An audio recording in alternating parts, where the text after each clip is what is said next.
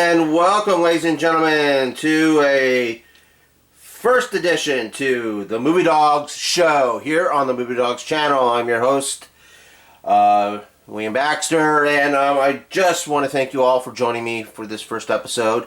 As you can see, we are going to be talking about Pulp Fiction, the 1994 Quentin Tarantino classic. This was his sophomore effort, and this was his mainstream media breakthrough. This film just was praised when it came to the film festivals and just adored by so much in Sundance that and then over at Cannes Film Festivals and over at the Cannes Film Festival it won the Palme d'Or award for Best Picture, and I believe it was nominated for, if I'm not mistaken, 6 Oscars. It won one for Best Original Screenplay. This movie propelled Sam Jackson into international stardom. I mean, after this film and everything, Sam Jackson, I don't think, stopped working for, like, I don't know, last year. As said, Sam Jackson's been, like, almost every movie ever since after 1994.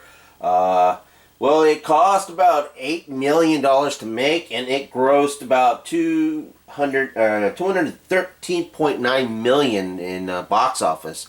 And this was like basically an art film in so many ways. It was very done very European style. Also, the writing, as you can tell, was done in very pulp novel type form. If you ever read any pulp detective novels or stuff like that, where attention to detail was more important than the execution of most plots. This film was a non-linear story. It jumps back and forth, picks up from, it stops in one point and then it comes back around to that original story, as you can tell in the beginning of the film, where Honey Bunny and Pumpkin are talking in the cafe, and when they are announcing to the other people in the restaurant that they're robbing them, it pauses, which is this thing was called a cold open.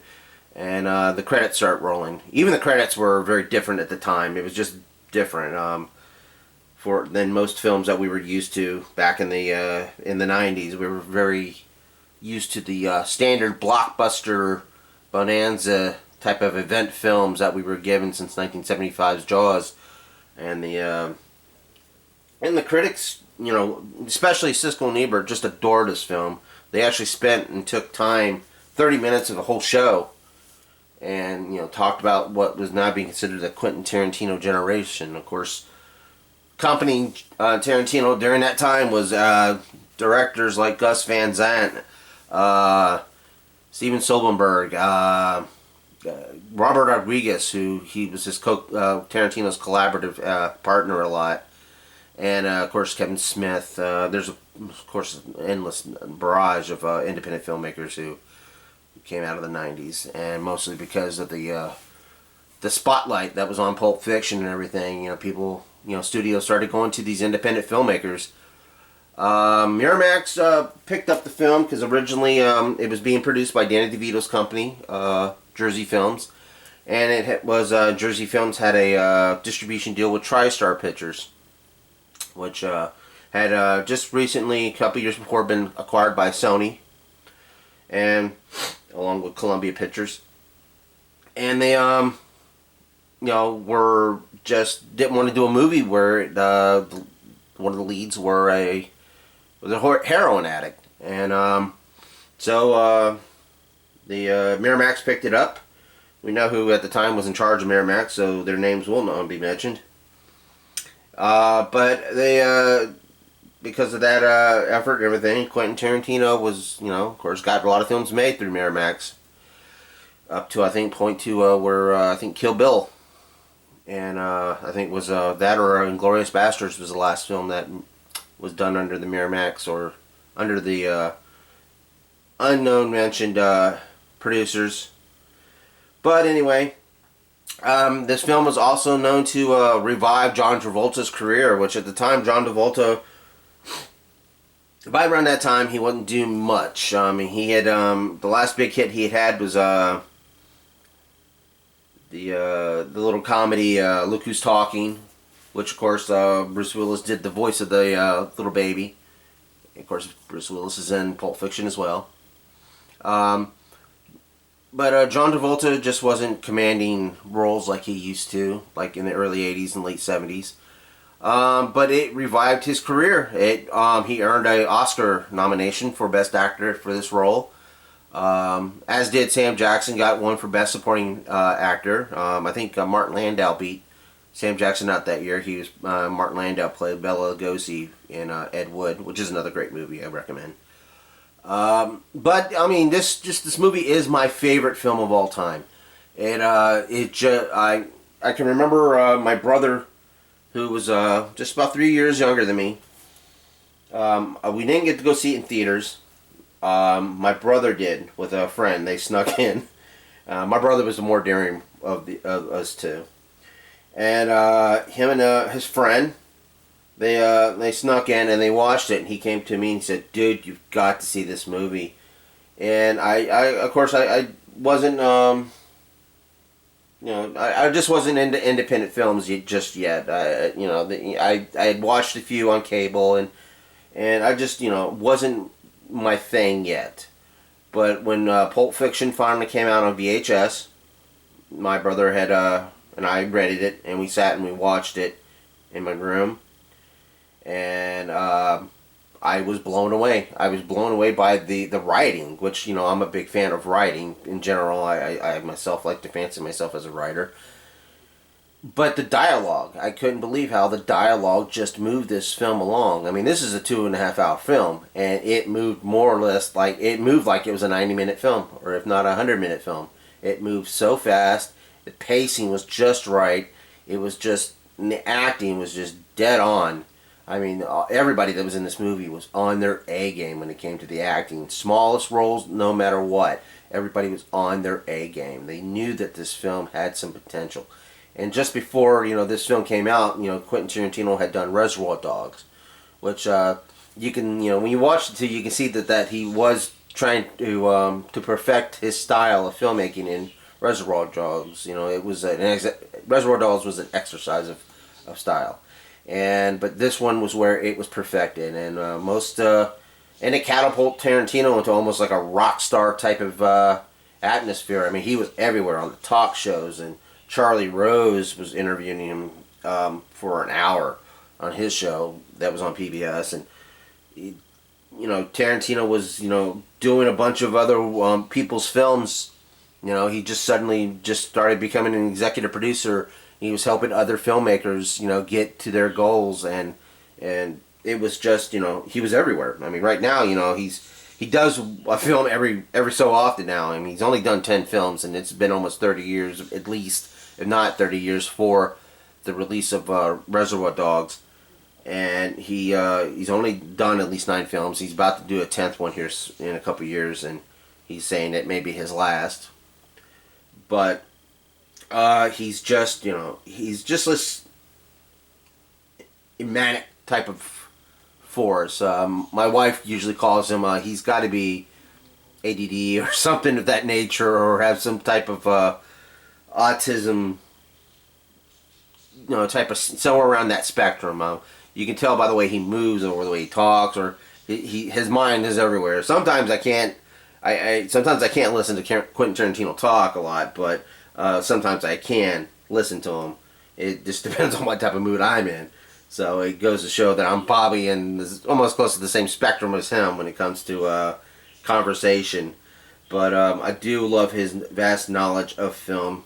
He was a fan of the grindhouse type of films and the old film noir detective type of films and pulp fiction type of comics. The pulp comics of the 1940s and 1950s.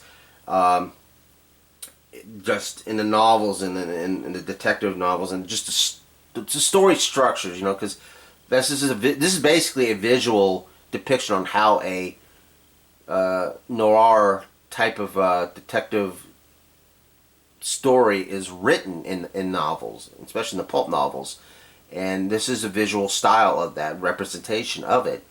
I can't get over how much I can't. I've watched this movie, God, over 100 times. I don't. I can't even count, but I never get sick of it. It's one of those movies where, I can watch. I can literally watch this film every day, every month, every year. Of course, it'll drive everybody crazy around my house, but I can't wait to start showing this to my children as they get older, because this film, it means a lot. It's funny is, people, especially a lot of certain critics, criticized this film. The ones that didn't like this film criticized it for the violence. A lot of the violence was done off camera. The camera would actually literally turn away when it came, or would be out of place of the type of when the violence would occur. With the exception of a few scenes here and there where, especially where Travolta actually accidentally shot Marvin in the face, which is another one of those key points of the film. But I have to say, one of my there's so many my favorite scenes of this film. I mean, there's not really a slow point unless it was purposely done in this film.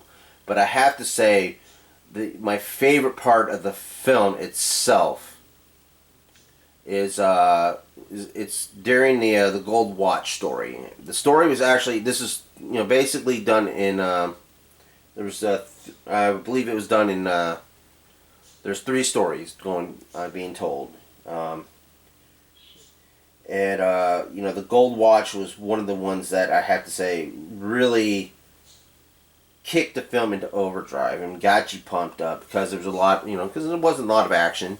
But this film had, that part of the film had it. And there at the scene, at the end of the story, the Gold Watch, Ving Rhames, who had been sexually assaulted by Zed, there was that moment right after, Bruce Willis's character Butch and Marcellus Wallace had made amends, and Bruce Willis just kind of stopped to look over as he was getting himself gathered up, ready to leave.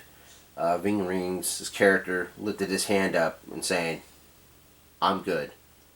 That right there, solidified that, yeah, they're gangsters, yeah, they're crooks, yes, they're criminals, but there are some humanity still left into these people. As you can, where the scene where Jules and, again, another great scene, where Jules and Vincent were shot at by the 4th man, who was played by Alexis Arquette.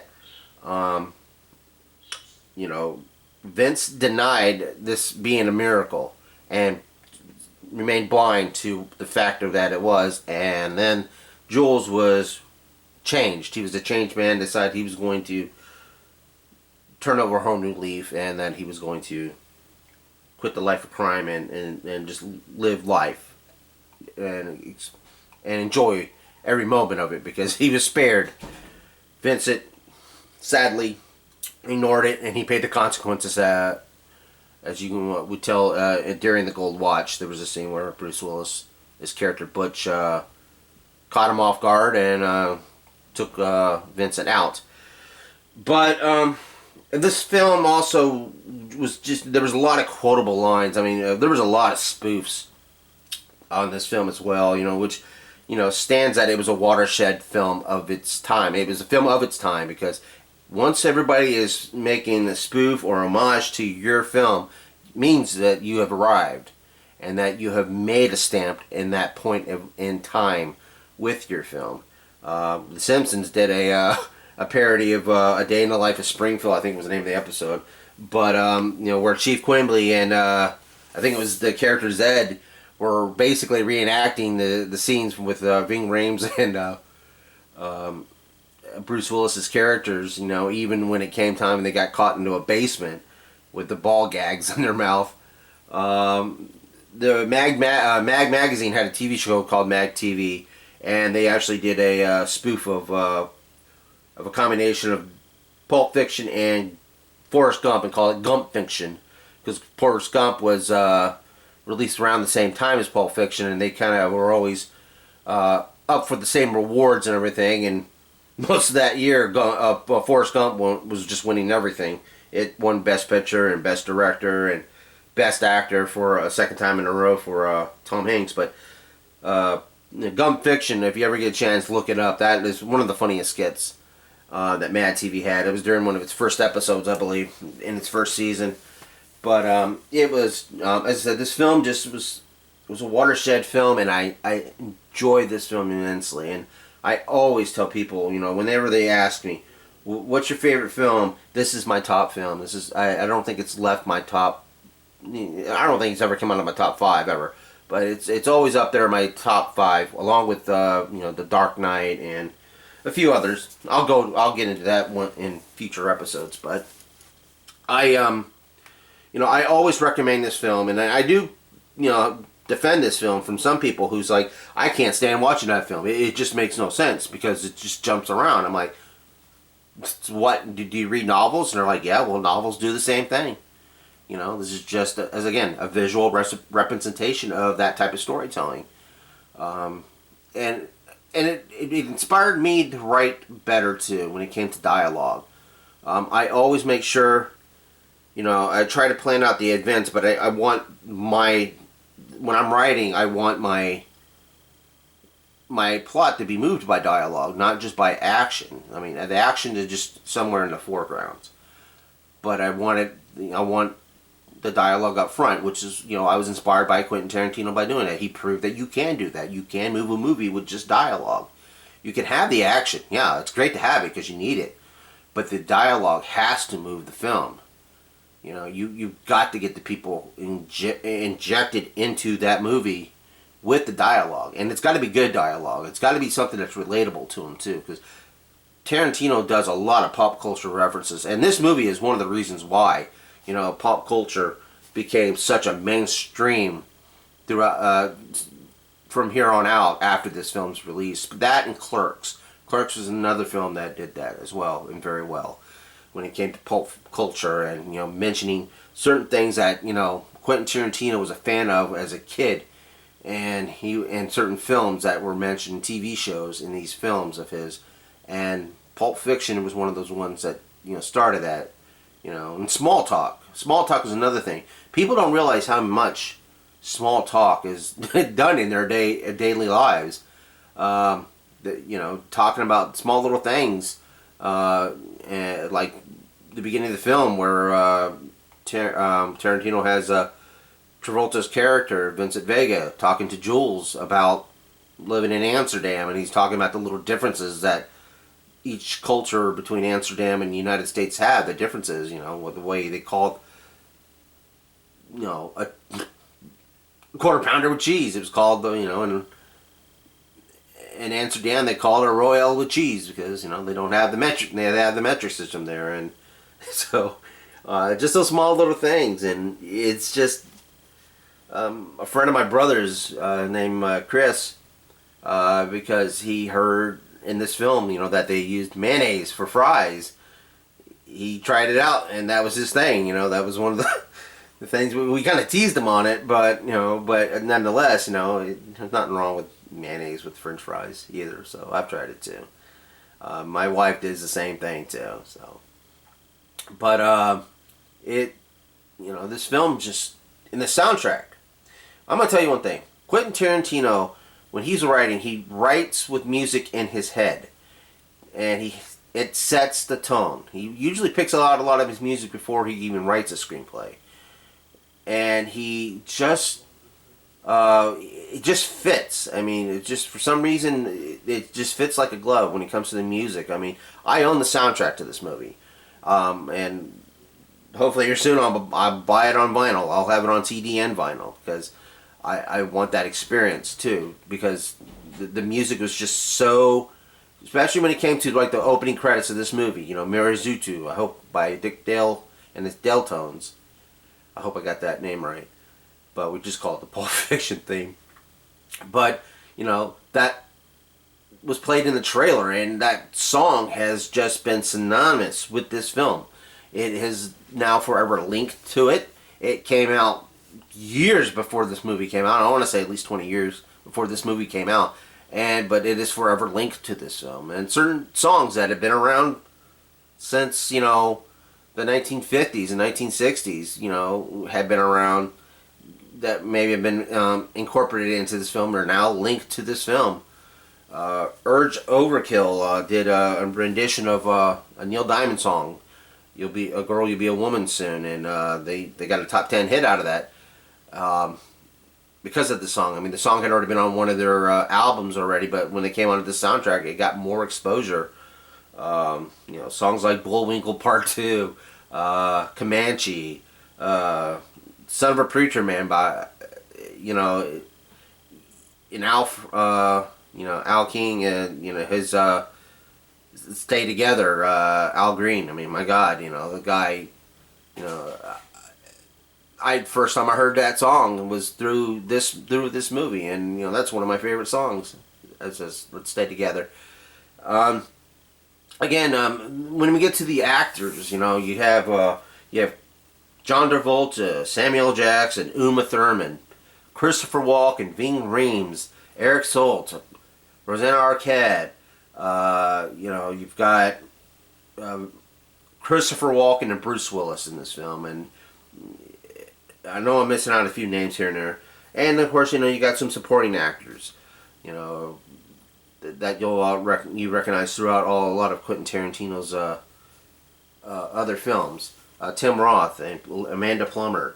You know, it's so amazing how he's able to get these actors, and, you know, they'll do other films, and sometimes they get lucky and the other films will be good too. But when they're in a Quentin Tarantino film, it's just like their talents are amplified to its fullest volume. And that's one thing I love about when an actor who's a known actor, a superstar actor like DiCaprio and Brad Pitt, when they're in a Tarantino film, their abilities are just amplified. I mean, Brad Pitt just won an Oscar for Best Supporting Actor, finally won an Oscar for Once Upon a Time in Hollywood. I mean, I wish my brother had lived to see, you know, DiCaprio in a Tarantino film. Sadly, my brother's been gone about 10 years now, and